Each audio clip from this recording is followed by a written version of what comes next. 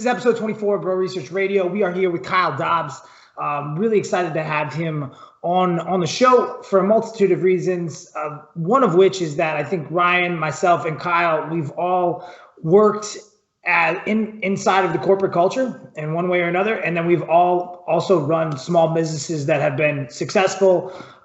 Success to me is mostly stability and able to like put food on the table. Success for others might look different, and so we wanted to have Kyle on the show this week because there's a lot of things that have changed in the fitness world over the last 2 to 3 months. And I don't think there's a better person to talk to about how we can potentially make ourselves more anti-fragile as a business in this current climate. So Kyle, you want to just kick it off, tell people a little bit about who you are and what kind of business acumen you have? Yeah. So the short version is I've been in the fitness industry for about 15 years. So I started it when, Ryan was in middle school and you were probably in high school at this point, and trained exclusively for the first 7 of those years and accumulated a ton of sessions. I worked in Manhattan and Union Square and just saw a lot of people, a lot of general population training, very little in the athletic realms or strength and conditioning realms. Went into management and development, managed a few facilities, did really well there, managed a region, so managed managers and a lot of revenue over the course of a year, just millions per month. And then kind of got sick of the corporate culture and kind of the stipulations that were in place and the things that I was limited to as far as development and education of trainers, and went into the private sector and started working at a really well-known, really nationally well-known gym in New York City. And that's where I actually first met Ryan. And that ended up not working out. Went into another company based out of New York and was their national director, and did that for almost 2 years and really wasn't loving my life. Just family's super important to me. I have 2 young kids and I was commuting an hour and a half a day and working, 50, 60-hour weeks and not seeing them. So we made the move back to the Midwest, to St. Louis, Missouri, where my wife's from and my family lives. And about 6 months after that, I took 6 months off just to be a dad, be a husband, and kind of find myself and figure out what I wanted to do. Started my own business, and I've been doing that for about 2 years now. So I ran Compound Performance, and now I'm actually co-owner of Rebel Performance. So I've merged since then as well. Cool. 15 years ago, Ryan, you were for sure in middle school. You were 13 years old, freshman. Probably with the same haircut that you have now. Yeah, the exact same haircut. You might have been sideburns bigger. Are a little less. You might have been bigger. In my head, I was definitely bigger. If you asked me then, yeah, I was way bigger than I am now. Yeah. 15 years ago, I was training people, albeit not very well. But I was training people, mostly my girlfriend. But that was my first, actually, ex-girlfriend. That could have got me in a lot of trouble. Probably did. So moving on, and the biggest thing that world was very different 15 years ago, like trying to get clients and mostly all referrals, mostly all hearsay, how big you were. I don't know if it was more important then or more important now. It probably depends on what kind of clients you want to attract. But I think if you were a gym owner right now with a demographically limited, so like your location limited, you can only get so many, you're in a city.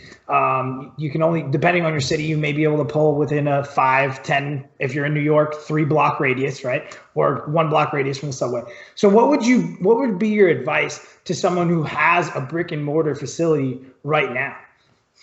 Yeah, I mean, right now, I think one of the biggest things that I would look at other than, opposed to just looking at gross income, is I would look at expenses as well. Mm-hmm. And making sure I was really managing the bottom line to make sure that my net was where it needed to be, because my overhead is going to control what I'm actually bringing in.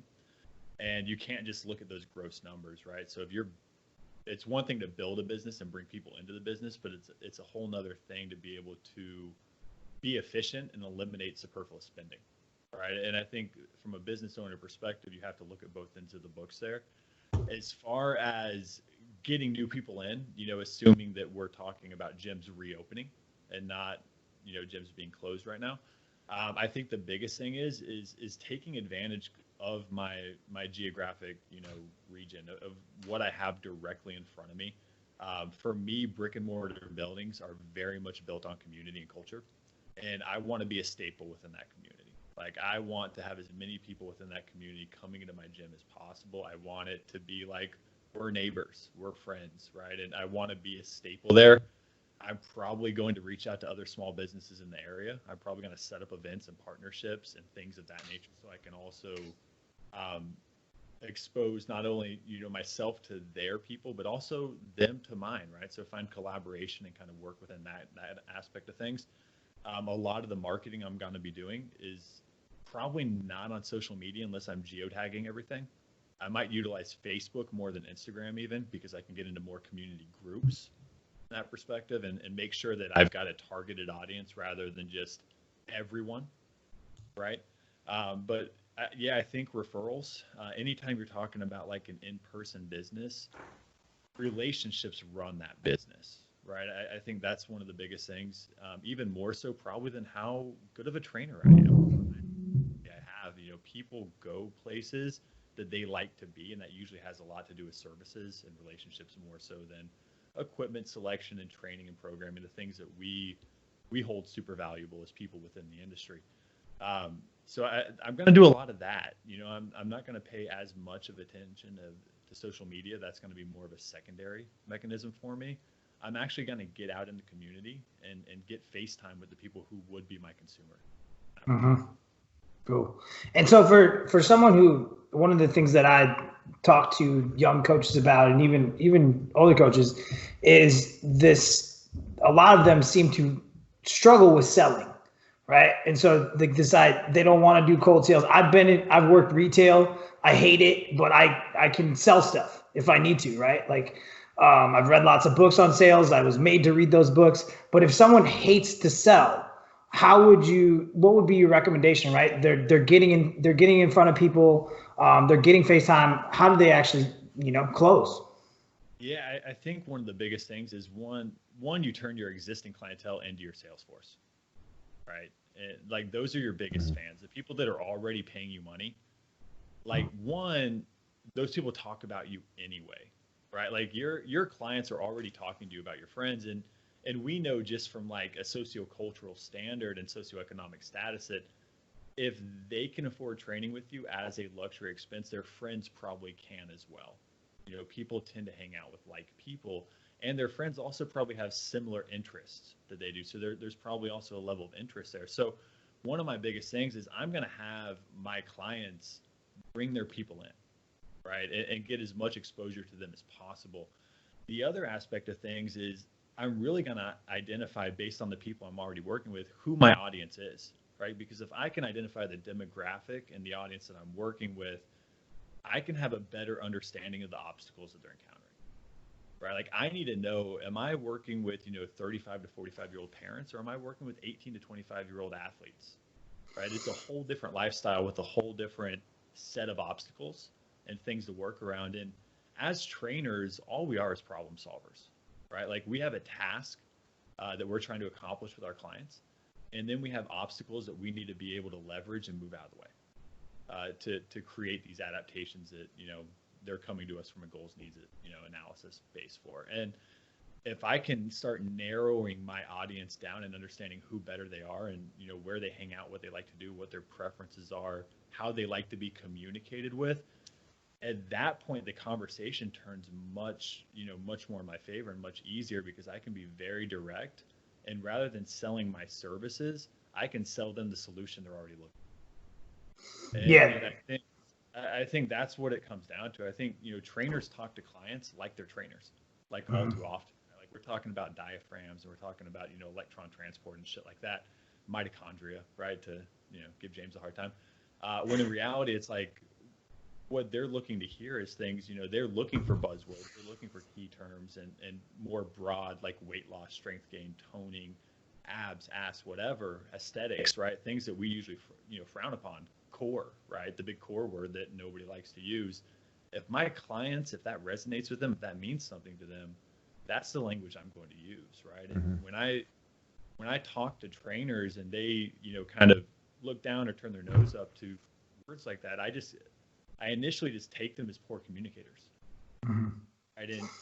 And that's a bigger problem than I think a lot of people realize, because when you look at any relationship, any tribe of any kind, its foundation is built on the ability to speak to one another. It's storytelling, right? It's communication. You can't communicate with the people you're working with, you're not working with them, not for very long. There's nothing you're saying is resonating. So you said a couple of things in there that I think are important. And so one of my favorite books is it's a business fable. So it's a story. The guy tells, Paul Lencioni, he tells stories, right? And he wrote a sales book called Getting Naked, and it's a terrible title, but it's kind of a good title. But the idea of it is making yourself vulnerable and just doing the job before you get paid for it. And so if you're not a salesman, then just start doing the work. And so like identifying your client avatar's burning pain, right? And then just start solving it.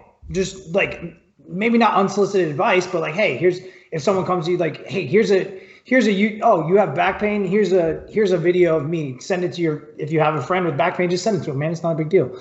And so the other thing that I think you identified is fishing holes. And so a lot of like your fishing hole, if you're brick and mortar, your fishing hole is probably not, Dubai. So you got to identify where you need to go, where you can even catch something.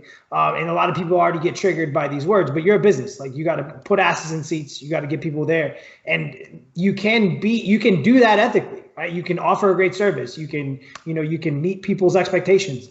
And so one of the big things that we kind of get in arguments about is, if you're for everyone, are you for no one? And so I think you identified this big thing of like, who do I serve in your client avatar? But you'll see people push back on that. What's your stance on that?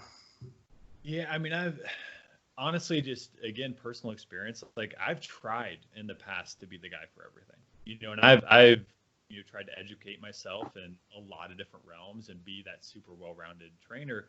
And what I found is, unfortunately, as much as we try to do that, our audience will also typically dictate us, right, and who we are. And I kept on getting the same client avatars over and over again, right? So regardless of the education that I was pursuing, I was still attracting the same people regardless. And it ended up narrowing my scope of form, which was kind of nice, looking back on it. At the time, I was super frustrated that I wasn't working with like super high-level athletes because I was an athlete. Right. And that's why I went to school. That's what I wanted to do. And I was training literally a bunch of, stay-at-home Manhattanite moms, and that was literally my base clientele. And looking at it, like the environment completely dictated where I was at. There's no high-level athletes in the middle of Manhattan that are training at Crunch Gym. Right. Like that's really just what it comes down to. Like Ryan can, resonate with this as well, probably where he's at or where he was at, and it's just like, the environment dictated who was in front of me, right? So I couldn't be everything for everyone because that would have been incredibly inefficient. I needed to narrow my scope because I could not change my environment. And this was, my first, cell phone when I first started training was literally a Nokia Razr, right? I know Ryan still has one of those, but there were no smartphones, there was no social media, right? Like Facebook was still something for college kids. Like the whole world that we're looking at now just wasn't around. So I literally just had the people that were in my direct area had a membership to my gym, and it was a very select set of people, right? And I had to be specific, and being someone for everyone just wasn't a good business model. As much as I wanted to be able to do it, I had to adapt to my environment, just like any organism would to their environment in nature, right? It's like conceptually, it's not that much different, right? Their environment's going to dictate what we do and who we are to a large extent. And it also dictates in this environment who we're able to work with. And I think, as a side topic, social media, that's one of the advantages and allures to a lot of trainers is you no longer have that barrier, and you can with anybody. Right? Mm-hmm. Social media takes away the geographical barrier. For a large extent, it also takes away the time barrier and it takes away the monetary barrier because anything remote is cheaper than something in person. Yeah, Ryan and I have talked about that. Like a lot of people, Ryan he has a social media, but he doesn't ever do anything with it. But I mean, you were top 10. What were you, top 25 trainers in the United States for a very large fitness business. And so like you were able, no one knows who you are, but you were making more money than 99% of the people, 99% of the trainers out there. And I think one of the things that you've said to me is like, that I really, really resonated with is you wanted to be the best hour of every one of your clients' days. And that's probably what you've missed the most going online is those in-person interactions. And we've talked about this a ton is like so what we have this idea of like defining your client avatar, but I think there's also this idea of being this ability to be a chameleon, and be able to put on different faces and be able to communicate with different people if you're handed them. So you want to talk a little bit about that, Ryan? Put you on the spot. Oh, I didn't know which one you were talking to, which one of us, because I think that would probably apply to both Kyle and I to a degree, at least from the coaching side of things. But I first, just in case anyone listens from my old company, I was not in the top 10, but it was, whatever. They had some criteria or whatever. But no, I did pretty well with that business. But it really did become like Kyle's talking about, like you kind of do have to figure out what you're going to do at some point. And I think it's probably good in the beginning of a career to kind of be a little bit of a generalist and just kind of figure out like where you want to go with things. And I learned a lot. And like the thing, because I might kind of push back a little bit on that argument without knowing how we're defining different populations, because I think that a lot of people really need a lot of the same shit when it comes down to coaching, right? So it's like, I think what maybe you're talking about is more like marketing, like the marketing side of things. The language of how you're expressing it. Yeah. And that would make a ton of sense to me, because you can't like be marketing yourself as like the golf guy, bodybuilder, power lifter guy that I was at my gym. Like, so, and that's how I did things. But yeah, like, so. But you also work marketing. You were given essentially like a roster of 10 clients. You did really good work, and I'm guessing those clients sold you to other people. Yeah, I mean, it wasn't even like we were given any clients. Like every now and then you would get somebody that would like walk in through the door and they'd like, this is a good fit for Ryan. But it was mostly just like, yeah, you would be on the floor and you would just be bullshitting with people. I was known personally, like at the gym that I was at. I'll just say that it is Equinox. I don't think that's really an issue. But I worked at Equinox, and as like 95% of all trainers on the planet have worked at Equinox at one point in their life, it seems like. But like you had to clean up on the floor. So like that was part of coming in, like initiation, is you had to walk around on the floor for a few hours a day. I was doing like 10 hours a day because I was broke, but and you had to clean shit up. So like I was kind of known as being like the crazy OCD guy that like as soon as you put your dumbbell down, I'd like go straighten it out. And but it actually got me a lot of clients, because like people just either thought it was super weird and they would give me shit and then it would start a conversation, or they would just be like, wow, this guy's like super OCD about something really dumb. Like he's probably going to care a lot about me and like the programming that he does for me. And that I think that was like reflected in the way that I pay attention to people on the floor. So yeah, like for me, like it's been a difficult transition. I've talked a little bit about this, I think, on the podcast, but just going from like, yeah, being the best hour of somebody's day, like 10 times a day, or at least that's the way that I would perceive it. But going through doing that and just getting that ego boost all the time, and then just having like these really like special relationships with my clients that like I really got a lot out of, and I feel that they did as well. Most of them, not all of them, but most of them. And then going to online, where it's just kind of like, it's a weird place for someone like me who really gets a lot out of that interaction. And just that, like, just an ego boost, honestly. Like a lot of it was just like, if you have someone walk in and they're having a shitty day and they leave and they just seem like they're in a much better mood, that's like a huge ego boost. Like that's a really, I don't know if it's ego boost. I think you get, happiness comes from acting happy. Like you can make yourself happier by like smiling. So like you can improve your mood by like just being like, fuck it, I'm just gonna have a really good time for this next hour. And I don't think that doesn't necessarily, I wouldn't put yourself down for that or anything like that. You're providing a service. And I think in that service, it gave you a purpose, right? It was your passion. You provided a great service for other people, made them laugh. I don't think that gets discounted a lot. Is like, hey, can you make this shit fun? And I think that's why, when I was a trainer, people kept, I couldn't fire some clients because they just had a really, really good time.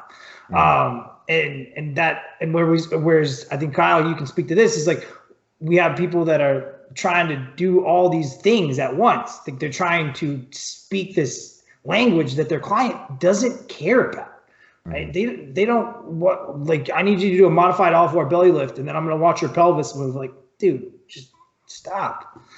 So you want to talk about that? Yeah, just don't, try to palpate a, sacral connotation, and you're probably okay there. You're going to either earn some trust or it's going to end real quick. Yeah, it's going to go really bad or really poorly.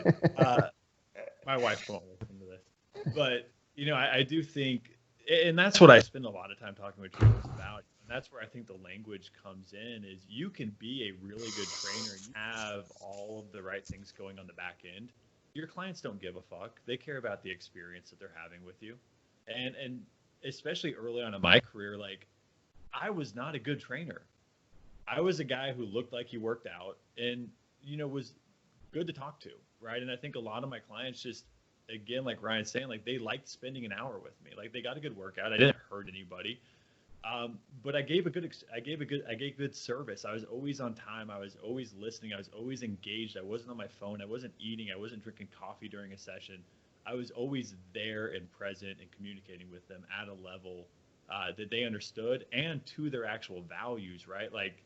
Everything that I say to any client, whether it's in trainer development or training, if I can't wrap it back down to that goals needs analysis, to their actual goals, it's not even say it. About. There's no point in talking about it for me. It's wasted breath, and it probably detracts from whatever I'm trying to do. So it's that all fours belly lift, that's just an ab exercise. Right? That 90-90 hamstring, that's just a glute exercise, right? That's all we're trying to do there. And my clients don't need to know the nuances and the intricacies and the system talk, the jargon that goes along with those things. They don't care. When I go to my accountant at the end of the year, I don't need to learn tax law. I just want you to show me my return. Run the numbers, bro. I don't need to know what goes in. I don't want to see how the sausage is made. I just want it finished. I want it done for me. And I think that's something that trainers seem to overemphasize for a few reasons. One, we have our own self-bias, right? We love this stuff, which makes us complete weirdos to 99% of the human population. And we don't understand that because trainers also spend all their time talking to trainers. 100% of the people that are going to listen to this podcast are trainers, right? It's we have a self-selected demographic that we have to be aware of. And when we start thinking about that, it's okay, well, we spend a lot of time talking to trainers about trainer things. We become very one-dimensional and very poor communicators with a lot of other people. The other side of things is, I think, especially in my case, I grew up in a very rural area, not a lot of money. And all of a sudden I'm charging $150 an hour for something. And for me, because I bias education and I put a lot of just emphasis on education. It's how I prove myself to myself in a lot of ways, right? And validate what I do.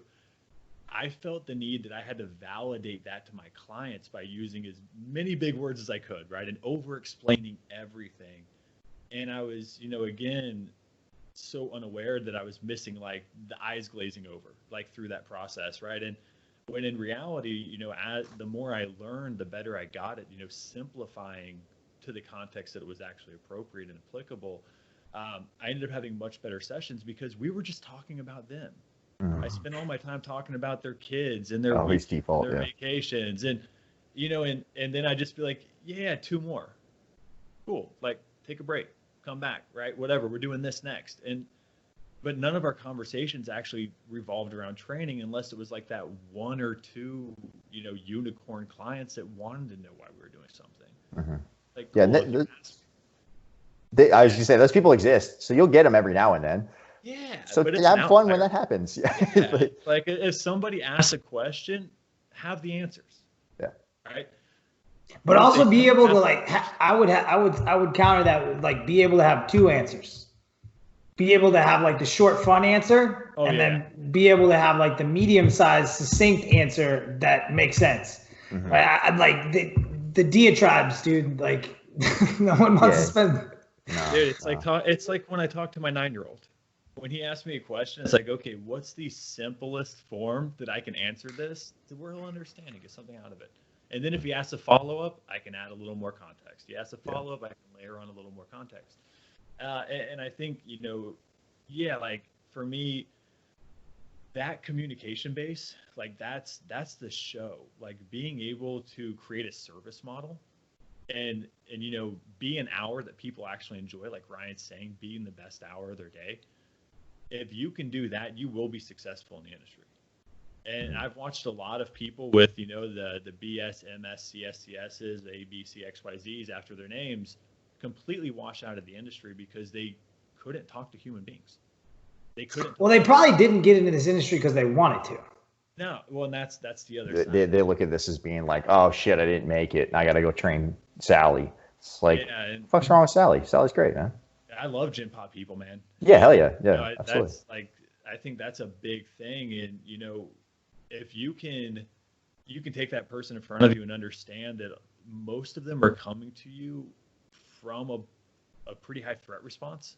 Like most of the people that are training, just it might be completely subconscious, but they're not happy with where they're at, right? And I think that's why a lot of people and a lot of trainers especially find comfort in the gym is because everybody's working on something. I've never met more body dysmorphic people in my world than a room full of trainers. Like that's the straight truth, right? Go into any locker room or any training room, right? I think that's why most of us get into this industry. Like I was a painfully skinny kid with pectus that got made fun of his entire life. So I had a doctor once that told me I needed to do push-ups to make it look better. I literally did push-ups a day for like 10 years before I found a weight room, right? My bench press still sucks, but whatever. So it's just, most of our clients, they're coming at it from the same view, right? Like everyone in their gym is working on something. Like everybody is, unconfident about something they're doing.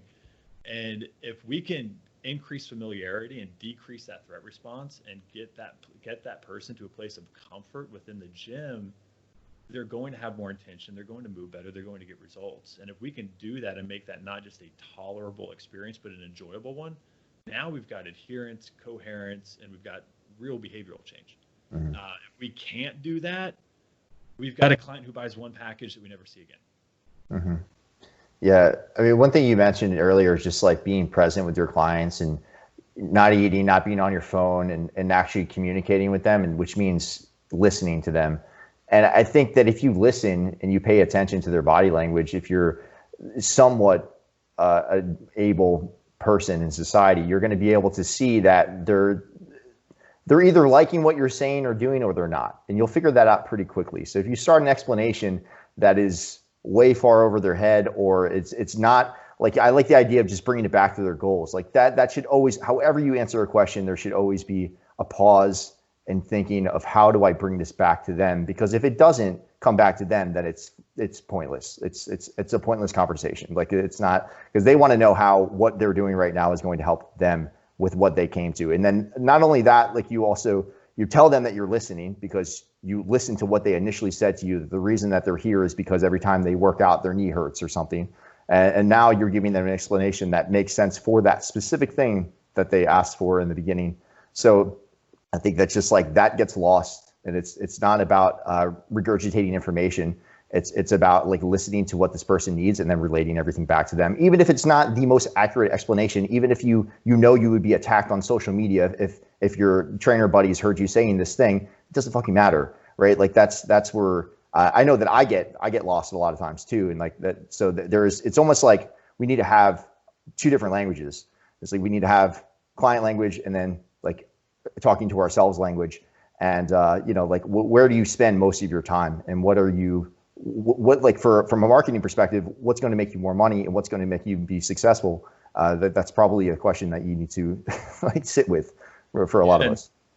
Like especially on social media, and this is something that I talk to almost everybody I work with about, right? Like my consumer is a trainer, so I talk like a trainer. Yeah, absolutely. That's a huge distinction. And even then, like I try to, like my goal, like I want to talk in a way that like a trainer in that years 1 to 5 understands, right? Not the person who's already taken all the courses. Like they can go to somebody else probably smarter than me. Like I'm trying to raise the floor more than I'm trying to raise the ceiling on that. Like me making like already really intelligent people that much more intelligent doesn't impact the industry that much.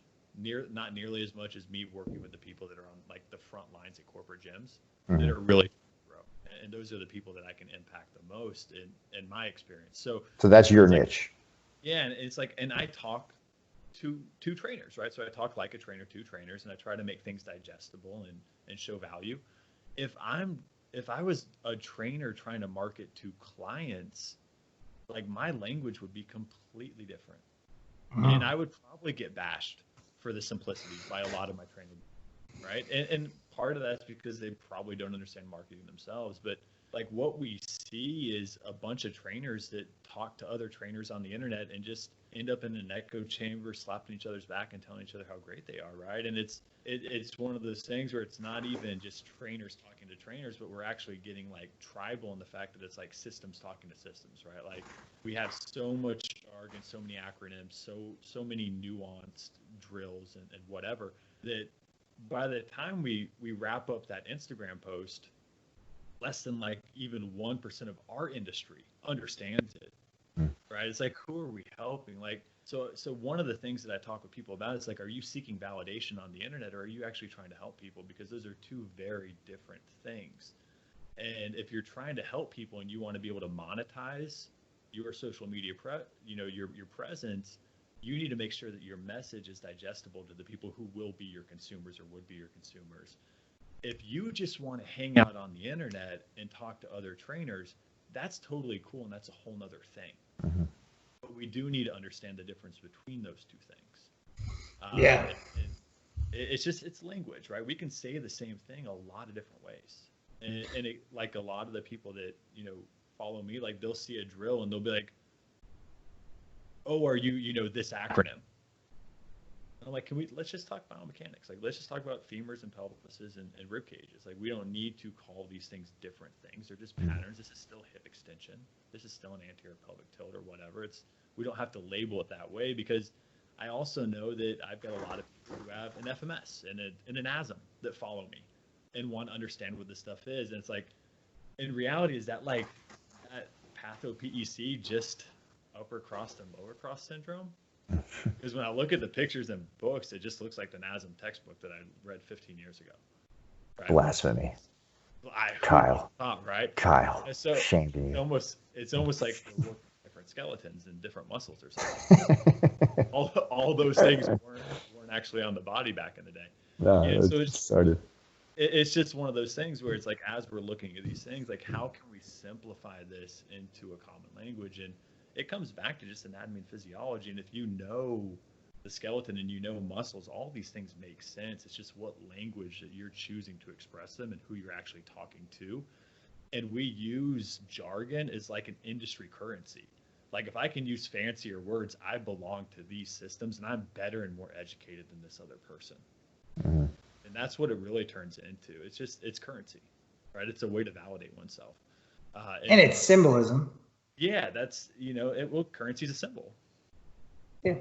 Right. I mean, that's what it all comes down to, right? It's a way for me to show everybody how smart I am and what seminars I went to, and put myself higher on that pedestal, that pecking order, than the people who might be reading my stuff. And if that's your goal, that's cool. You're not going to sell a lot of people.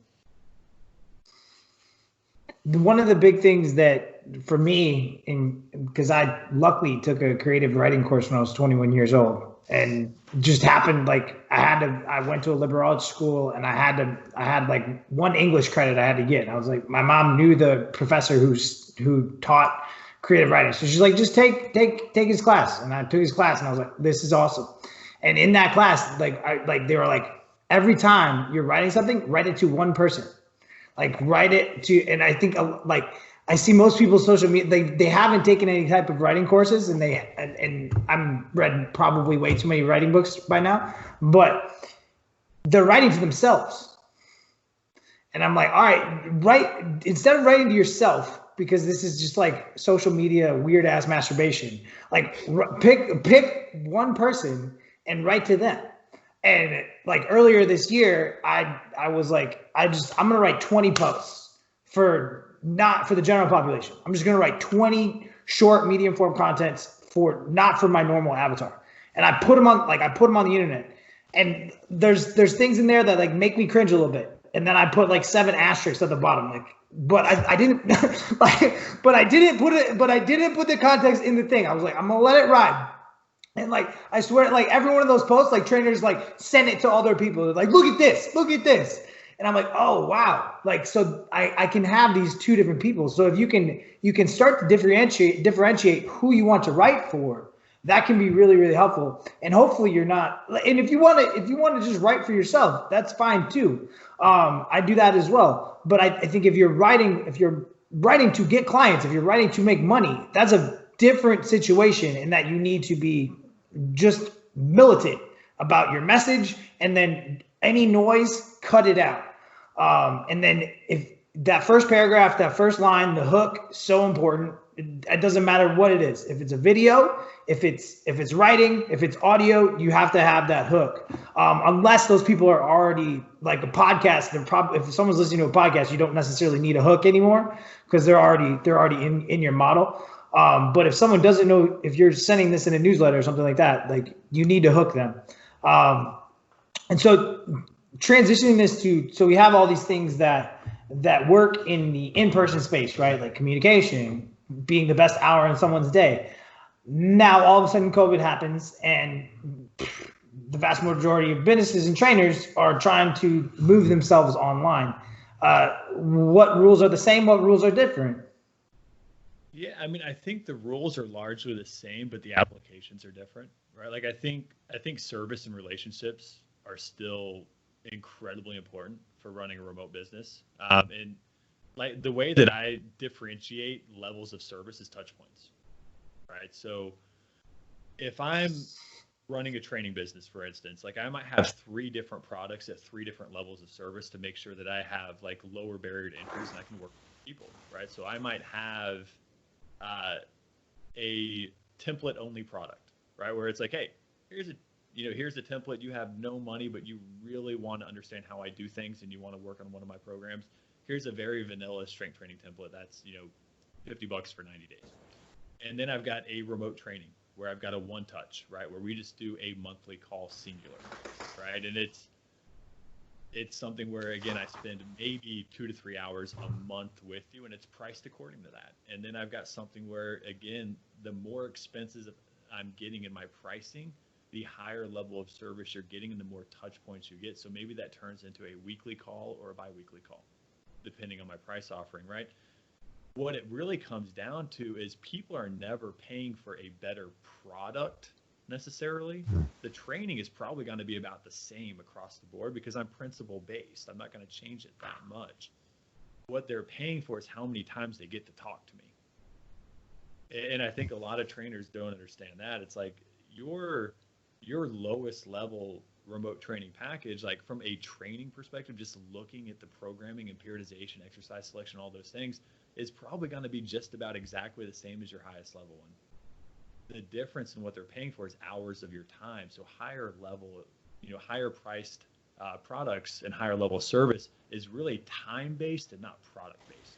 You're spending more time with that person and they're paying you for that time, right? So what I work with on everybody is like establishing a set dollar per hour, right? Like, and again, that depends with everybody on, what their needs are from a financial perspective, which again depends on what your head is, what your expenses are. But if somebody wants to make, for easy math's sake, like, $10,000 a month, $2,500 a week, right? At that point, I know that $2,500 a week looks very different in 25 hours versus 50 hours of work. Right? So I want to do it in 25 hours. I got a life to live and kids that I have, right? So everything that I'm doing is priced on time at $100 per hour. So my entire pricing model is built on $100 per hour at that point. So if I know that my remote training in its simplest form usually costs me about 2 to 3 hours a month, I'm pricing it somewhere in that $200 to $300 range. Now, every hour, every phone call that I add to that, it's going up bucks. And that's what people are paying for. They're paying for hours of your time, not necessarily just a product. And I think that's what trainers need to understand. And that's where service comes in really handy, because if you can't provide value in those extra hours, people won't pay for it. If you show value, people will always pay. Your audience will pay for the things that they value. And if you can't show value, that's on you. And again, I think having a good relationship with people, connect with people, using Zoom instead of just emailing, just things where you can have a more personal experience, even from a remote location. Like, the technology is there, right? Like, there's things that we can do. It's not the same, but again, like anything remotely, it's still going to be way cheaper than anything in person, right? So they're not paying for the same level of service also.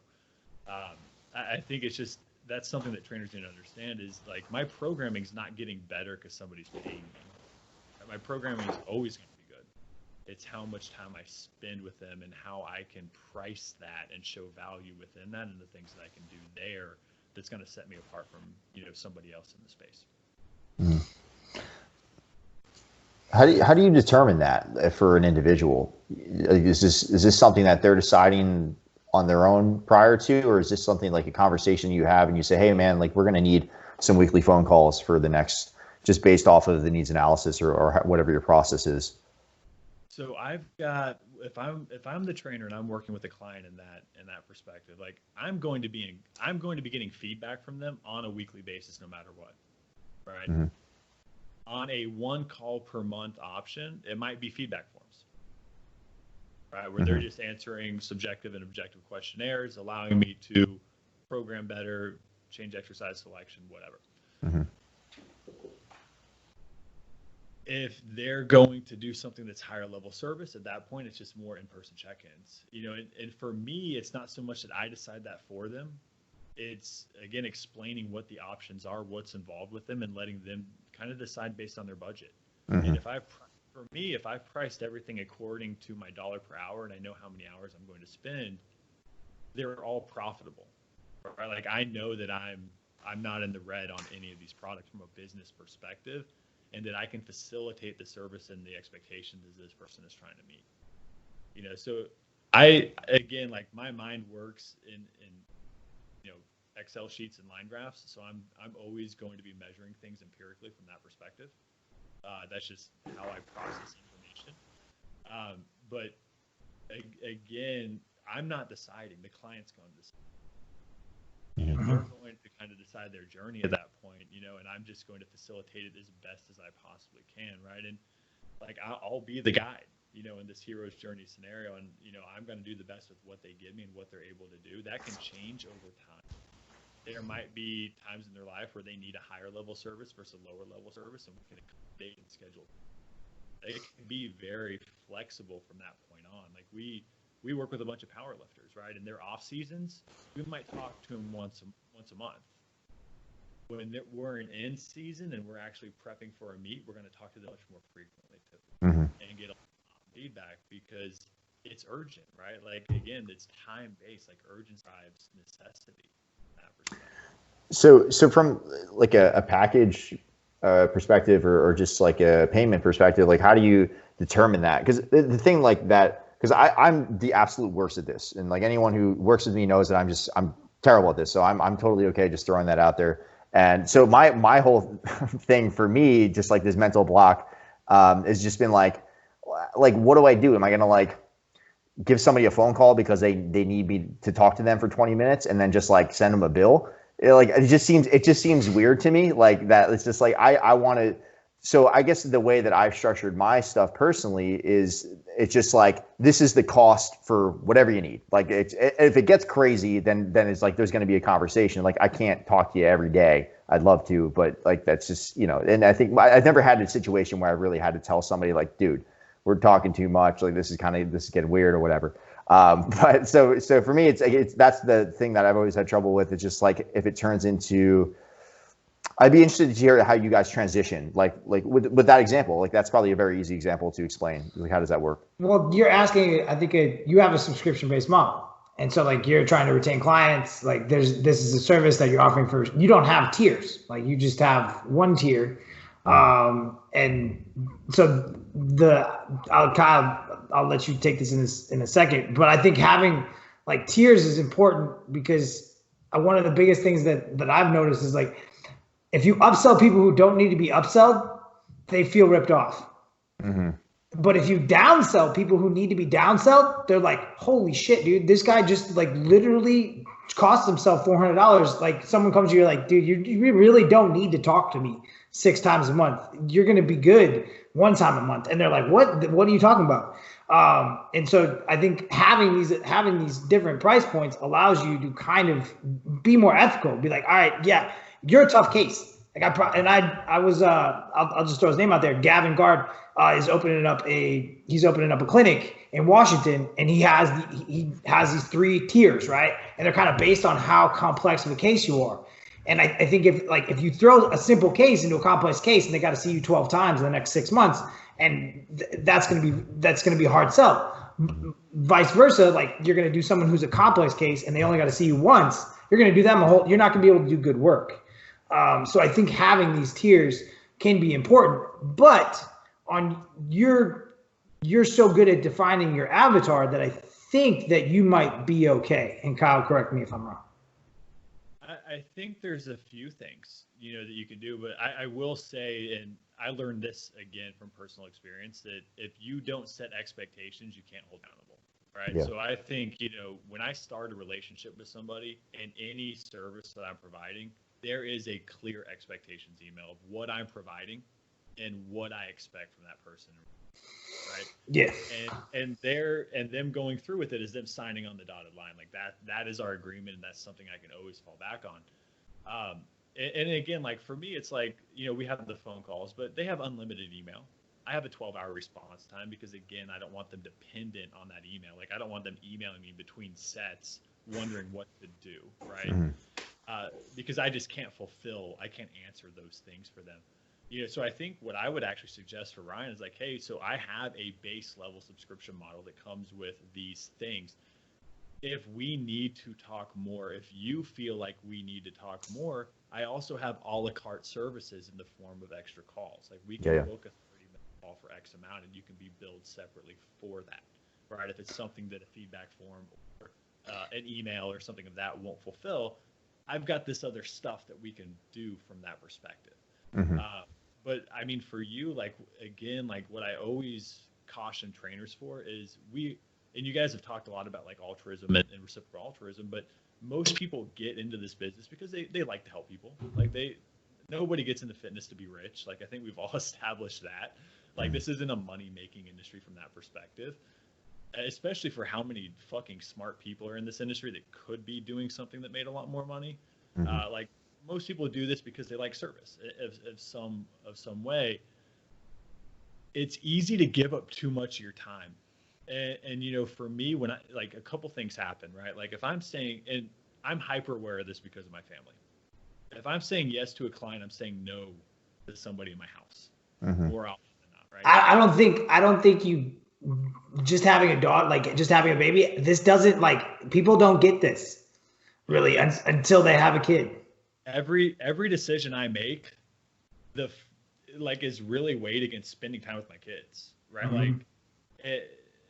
I build my schedule around that. I literally moved cross country for that and gave up a fully salaried, very high paying job, especially for this industry, and to run my own thing to ensure that I could work 5 hours a day for as long as I need to and do all the things that I want to do outside of that. And I think that's something for me. I've been the person who gave up too much of his time, way too many times. And one, you get incredibly burnt out doing that. It does wear on you. It does catch up to you. Mm-hmm. And two, it also sets the expectations for clients, right? Like clients are like kids in the extent that they will keep pushing boundaries inherently. Like human beings just do this, right? Like puppies do this. All animals probably do this. Like we're going to push boundaries until we get pushed back. right? Like that's survival, that's adaptation, right? So your clients will inherently do that. The more that you provide for them, the more they will actually lean on you. And part of my goal as a trainer also is not to create dependence, right? Like I don't want you emailing me something that you can Google or that you should probably already know, or something that's already written into the program in plain sight. Like I want you to be a problem solver and figure out some of this stuff on your own. Like a lot of our clients are trainers. The vast majority of them are trainers. And when people ask, you know, myself or Matt questions or James, like we usually say, what do you think? You're a trainer. You got acronyms behind your name. Tell me what you think about this, and let's have a conversation about it instead of me spoon feeding something to you, right? If I'm with the Gen Pop client, I usually build in as many constraints and considerations into that program to nullify as many possible questions as I can. I pick the easiest fucking exercises to perform. I make everything super vanilla so that their main focus is applying stimulus, not complexity. Right? Like complexity is never going to be my friend in remote training, because complexity decreases your ability to create output, both from a capacity or from intensity standpoint. So I make super simple exercises. I give them constraints that are hard to fuck up, and I just let them go. And their work is going to determine their progress rather than their ability to assimilate information, right? So I try to eliminate questions before they even happen, like with a lot of our programming. But then if they do have questions, cool, let's hop on a Zoom call, right? But they already know the expectation is that's going to be extra money. That's built into their agreement. They read it. And I don't have like the small fine print agreement. It's like an email and like literally 0.14 font. Like, you know what this shit is, you're reading it, there's no asterisks or whatever. And I think that's something that, you know, for me, ends up building a lot of autonomy with our clients, to where they really start kind of understanding what they're doing, and they can even kind of predict some of the things we're doing, and we're just guiding them along throughout the process. Because a lot of our people, like, they can program for themselves. Like Matt works with you. Matt's a fantastic trainer. He knows how to program. He doesn't want to program for himself. You know who coaches me? Matt. Because I don't want to program for myself. So I get a lot of secondhand Ryan stuff. You're welcome. We might be able to pay you a little bit extra, right? You know, so it's just like, we've actually, that's like one of my favorite jokes. It's like when someone starts doing like, we'll have someone start doing like a program that someone else wrote, be like, all right, I'll throw that guy like $10. I'll throw that guy. We're gonna give him like 15%. Let's go. You're gonna get an invoice from me at the end of this podcast, y'all. But yeah, I mean, I think it's just, you know, most of the direct communication with remote training, like, we can probably eliminate just through really good programming. You know, and good videos and good explanations within like those exercise selections. Anybody who's ever worked a programming platform in Excel sheets, like, we can add as much information in the notes to that as we want to. I can give you all the information, right? So it's more work on the front end, but it saves you a huge amount of time on the back end. And for me, time is infinitely more valuable than money. Like money doesn't hold a value without the environmental context. Like $100,000 in New York is not the same as $100,000 in Springfield, Missouri, where I grew up, right? You know, so the environment determines the value of money, and that's why money is a symbol, right? So for me, it's like we moved cross country to a place where money holds a completely different value. I don't need to make as much, right? I can spend less time working, and I can price my things accordingly to make sure that I hit all my bills and I can do what I want to do, and, you know, and whatever, and save and all that good stuff. But I don't have to worry about money, because I can always make more money, but I can't create more time. You know, so I'm much more protective of time from that respect. And I think that's where you being kind of always open might work now, but might not work later. Yeah, the communication policy, I think, is everybody should have a communication policy. I'll even say it like in my first, like when I first in my initial consult, I'll even like talk with them about it. I think you need to talk about it, because that's the issue that I've been finding is people don't read shit anymore. Like you can put, if you get an email that has more than like 4, because I do the same thing. Like if I get an email that has more than like 4 lines, I'm like my tendency is just to just skip to the like first sentence, last sentence. Yeah, that's pretty much sums it up. So it just says hi and bye. But yeah, that's I think that's super important. It's just like laying that out, but making sure like, hey man, do you understand what I wrote there? Like, does that make sense to you? I just want to make sure that like, let's actually like, yeah, that's verbal agreement. Shake your head. Okay, you got it. Cool. And day one in that consultation, like I used to do this in-person training as well, right? I would always set expectations like on the consultation because that's when someone's the most. Took me a while to figure that out. And they're the most excited, right? Like you don't want to have the, oh, have you been doing your off day cardio and counting your macros conversation? Like 6 weeks down the road when they've gained weight and they're super pissed off at you trying to throw training under the bus, right? Like you want to have those expectations, whatever they are, whether it's lifestyle coherence or logging, actually putting your numbers in the platform, right? So we know what you're doing, or whether it's communication, like it's a day one conversation because that's when they are the most excited about the program and they're going to say yes to anything. They're going to be like, oh yeah, for sure. Yeah, I got that. Right? Like just give me my program now because I'm supposed to train in an hour and I just took my pre-workout, right? It's like, that's what they're looking for. And you know, that conversation, like we build in filters in all levels of our processes, right? Like it's to make sure that we get somebody who is going to be a good client for us, a good match for us. And like our intake form is lengthy on purpose. Like it'll take you a good, like it's not crazy, but it'll take you a good 20, 30 minutes depending on how much you want to actually write in there. Like it's lengthy. And if you're not willing to do that, we're not going to be a good match. Totally. Doesn't mean you're a bad person. It just means we're not a good match. And that's cool. We set that consultation time. You have to have the intake form filled out beforehand or we're not even going to get on the phone with you. That consultation allows us to go through it, ask, again, follow-up questions rather than initial questions, dig deeper into the actual processes and have a better conversation. And that's where we reinforce expectations along the process as well. And, you know, so again, like I think trainers in general also, especially in a time like now where people are kind of hurting, you know, business-wise, people are going to be too apt to just train everybody and anybody that's interested. And if those people are a red flag day one, they will cost you more than they'll provide every single time. Like we've all had like that. We call them death dealers. Like you knew, like they walked through the door, like you like, just feel it. Everybody's just like, nope. Yeah, no, they've the 8th trainer that they worked with this year is going to be the one. Like, you're going to be the one to crack them. Yeah. And it's always the trainer's problem. There's no common denominator. There's no nothing. No, it just keeps happening. It's so weird. I just don't understand, right?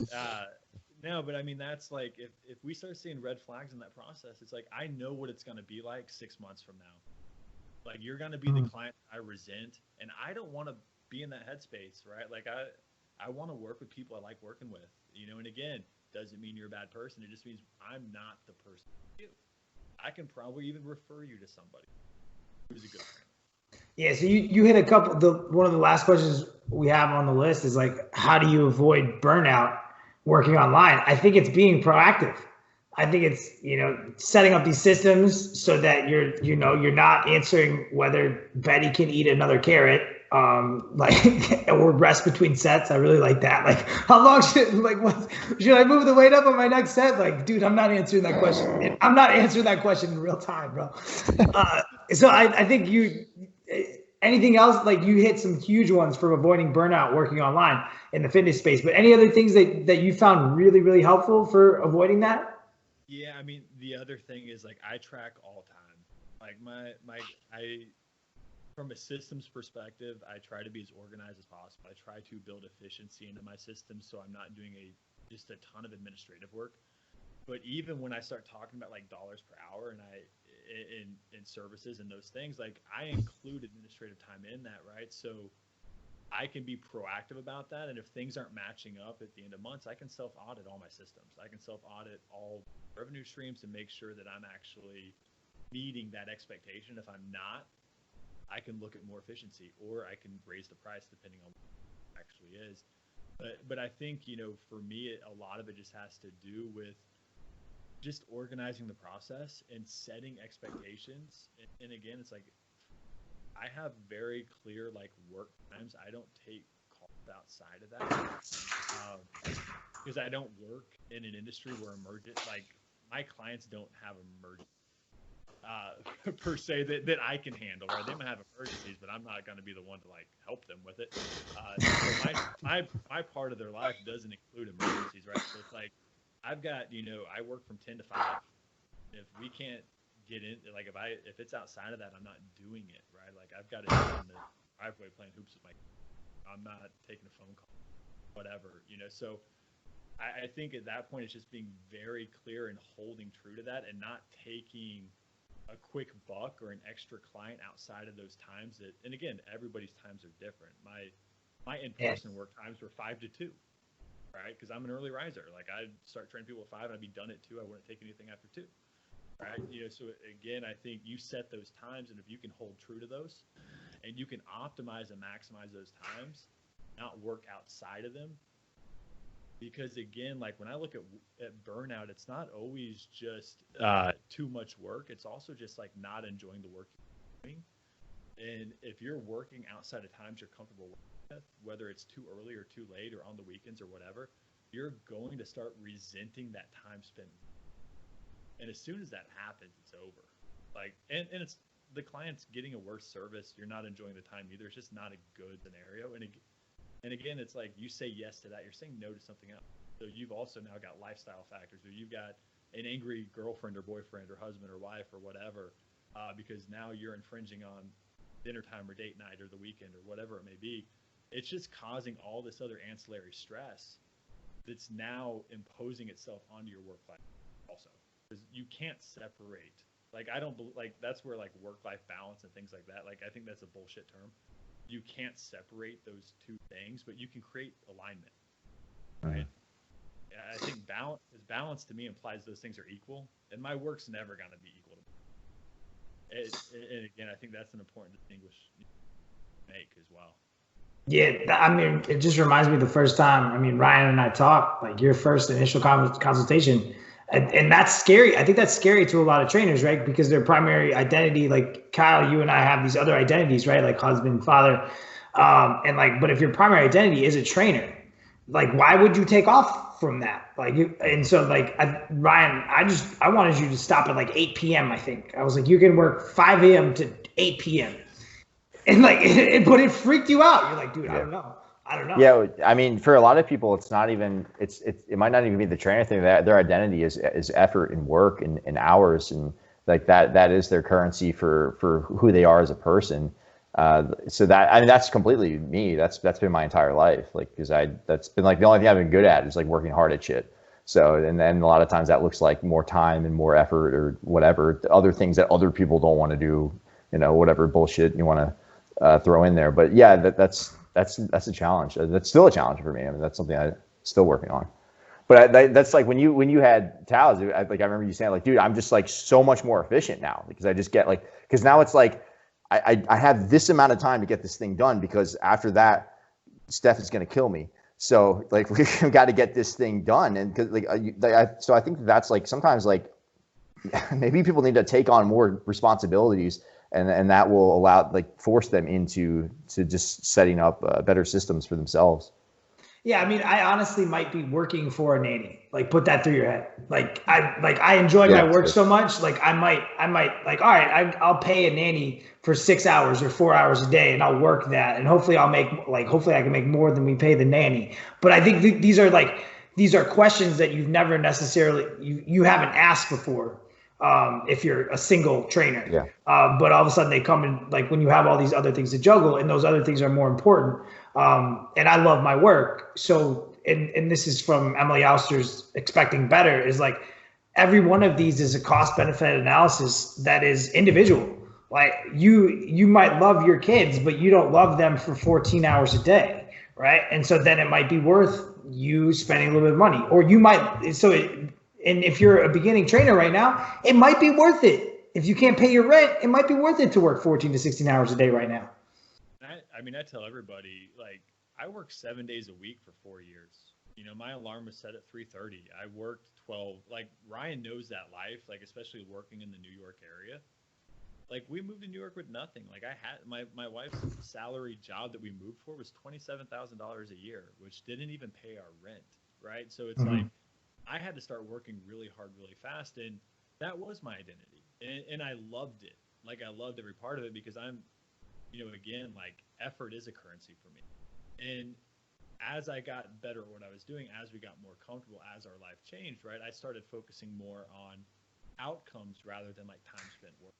And then I realized I was kind of. But that effort is still there, man. The effort's like that 5 a.m. to 8 p.m. effort is still there. I was focusing more on and priding myself more on being busy than I was producing results. And I realized that I could produce a lot of the same results in a shorter amount of time. That's the hustle wheel. Yeah, and I think every trainer that's going to be successful, especially in a big market, you have you have to do that for a couple of years. You have to eat shit to be successful in this industry, and that's part of it. You have to go through it. If you're still doing that 10 years down the road, you fucked up your pricing model and your business model. Like there's something wrong there, unless you're just making an absolute insane amount of money and you just can't stop, right? But when I see like trainers that are 10, 15 years in the industry still talking about grinding, it's like, okay, well, you either have a retention issue and you can't keep clients, or you're just so incredibly cheap that you have to still be doing the dollar per hour game and the only way for you to make more money is to work more hours, right? And so it's a business model falter. It's either a service model or a business model issue, right? You're priced way too low, which I always tell trainers, if you're training more than 30 sessions a week, you're too cheap. You need to raise your prices. That's just supply and demand. And if you're still, again, turning over clients at that rate, that deep into your career, like you need a better service model because people stick with you based on the experience. And so one of those things is missing, or one of those things is lagging behind or coming up short. And it's very easy to see which one it is once we start breaking down the numbers and seeing where people fall on that. That's cool. So Kyle, what still gets you excited about this fitness and nutrition world? I think part of it is, again, self-selecting my audience to people who are early in their careers. Like a lot of the people that I'm working with they are people that are, everyone that I work with, I should say, is in a transition. Like those are the people that usually kind of fall into me from a development standpoint, is they're in that transition where they're trying to grow out of a corporate gym and start their own independent business, or they're trying to open their own place, or they've got a brick and mortar and they're trying to expand it and hire employees and look at staff development. So for me, a big part of it is like I constantly deal with people in phases, and that's super exciting for me, and I like right now, like I don't train anybody. Like Matt and James handles all of our training. I work exclusively in the trainer development area, right? So the other big part of it is people are very systems approached in the industry right now, and they pride themselves on acronyms and systems and all that stuff. And one of the things that I try to help people with is understanding how their clientele, their training environment actually dictates what their model should be, rather than like a weekend seminar, right? So it's more so looking at what they do really well and finding ways to optimize that based on their principles from a training perspective and based on who they're actually working with, what those people value, into building out a model that works for them rather than trying to copy somebody else, right? Like, so we go through like model development within our mentorship stuff, and people are always like, they kind of assume it's like me teaching somebody my model. When in reality, it's like my model is probably not going to work for somebody else. Like my model is based on my experience, my education, the people that I work with, right? It's very individual. There might be similarities between your model, but you work with different people in a different training environment, and you have a different educational experiential background, right? So the application, the context is going to be different. So we work on helping people identify and build out their own models, right? And that's something that's super exciting for me, because it almost turns into this counterculture where people start understanding that, like, the way that Con Ed is set up right now and the way these systems are built out, like, it's important to understand these things, but they also are built to create tribes, right? And you can learn the system without becoming the actual system, right? And it can just be a tool in your toolbox, to use that cliche, and you can apply it to the people in front of you. And if something doesn't fit your clientele, it's not worth taking, right? Just because everybody else is talking about it on the internet. So like stuff like that, and helping people do those things and become better at the service aspect of things as well. Like that's what I really get excited about. A lot of the other stuff I could completely do without and just don't care about anymore. Gotcha. Thanks, man. Anything else? Anything else you got, Ryan? Yeah, I got like kind of a silly question, but I'd be curious, just like what kind of like products and services are you using right now to make your life a little bit more efficient? So one of the big things, we talked about this is we eliminate overhead as much as possible, right? Mm-hmm. To control my spend, because that actually enables me to not try to work as hard at filling the Totally. and market less and sell less, right? So we use Google Drive for absolutely as much as we can because it's free. And if I've got a product in front of me that Drive can do, I'm not paying for that other product, right? Mm-hmm. So we use Zoom for our video conferencing, and we use Train Heroic for the majority of our training, and really that's something that we're actually probably going to get away from and start using more just Excel-based and Sheets-based again. Why is that? I'm curious to hear that. It doesn't actually give us as much flexibility from a training perspective as we want for some of our stuff. It's what I've heard from every app that's come out. That's like every app. Yeah, that's been our conversation the whole time. Yeah. It's pretty, and the user interface isn't bad, but it doesn't allow some of the things that we would want from just like an algorithm standpoint, as far as like forecasting and planning out long-term for people. And then we use Calendly. We use Calendly, which I think if there's one thing I could recommend to every trainer, it's Calendly, because it's a time saver on everything. Yep, I don't do that. So it's like, yeah, rather than, somebody saying, oh yeah, like, when's your availability? You're like, well, I can do Monday from like 1 p.m. It's the worst. And like at 5 o'clock, worst. I can do Tuesday this. It's like I can just send somebody a link, right? And they can plug it in and it's good. Because really all that back and forth communication will cost you clients at some point, right? You take hours and sometimes days between those communications. Like people's interest just wanes. Like again, like when we look at training and selling training and people being interested in it, it's an emotional response almost always. As long as if that stimulus decreases and something else catches their eye, like it's gone. You're gone, right? yeah. Quickly. It happens fast nowadays, yeah. So this is a way to just expedite how fast I can actually get on, which is important to me, because I'm always going to do better on a call than I am going to be emails or DMs or whatever. And then the other thing we use a lot is Slack within our group stuff. Part of it is because I personally hate Facebook and it's a cesspool and I don't want to be on it. So we use Slack because it's super easy to use, and again, it's super cheap. And we can get big groups of people on there. We can share PDFs, we can share videos, we can share all the information we want. And community is really big in a lot of the things that we do, because it provides stickiness that we don't have to provide, which is always energy on our behalf, right? So it just provides a community and a culture that we're not like the linchpin of, because being the linchpin, again, is a lot of effort and energy. It's a lot of hard work. So it allows other people to kind of... and it's not sustainable. It's not sustainable at all, right? So... And we get a lot of really good coaches like in our programs that have a lot of good information. That Slack channel is awesome. Yeah, just to go through and read that. It's like what we all hope the bodybuilding forums were. Yeah, it just back in the day. Other people to put out good information. It's like I learned something from all our Slack channels all the time. So we use all of that. Our website host is Kajabi because we do teaching stuff, and it allows us to build out like courses. Most people don't need that. Like I would just do like a Squarespace or Wix if you're going to set up a website and you're just a trainer that's managing mostly programs. How necessary do you think a website is for a trainer? It depends how well you are. Again, I think it's out of necessity, right? If you're doing really well just on a social media presence or on a referral network, it might not be necessary at all, right? if you're having a hard time getting out there, or you need to direct people to a spot and you're building a business from that perspective, it might be incredibly important, right? I look at websites now as kind of like the new business card. Mm-hmm. And again, like if I'm just a trainer, I'm probably going to pick a super simple website that basically, tells people who I am, what I do, and how much it costs, and then has like a communication box.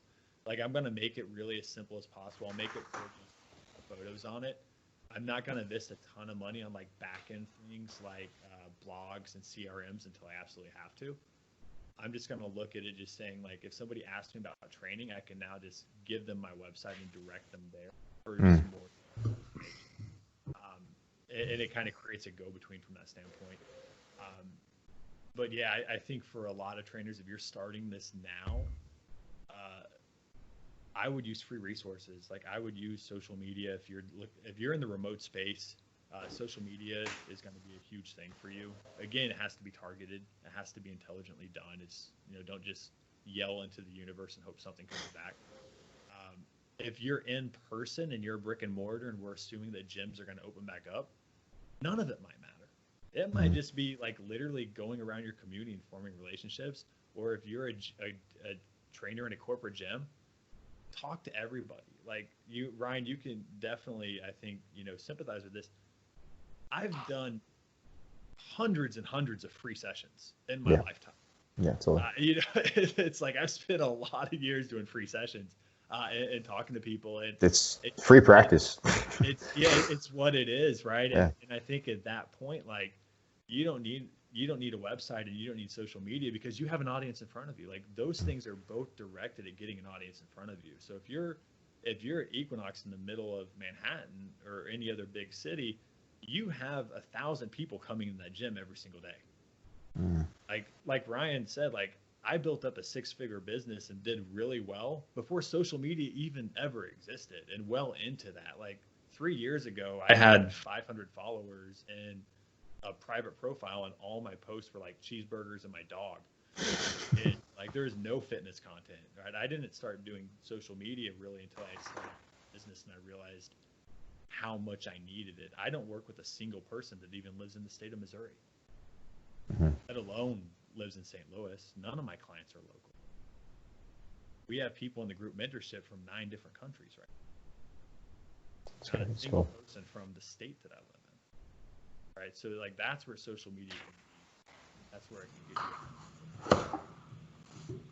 If you're in person, I don't know if it's necessary at all. Like we all know really smart, really successful trainers that have no social media presence and don't care.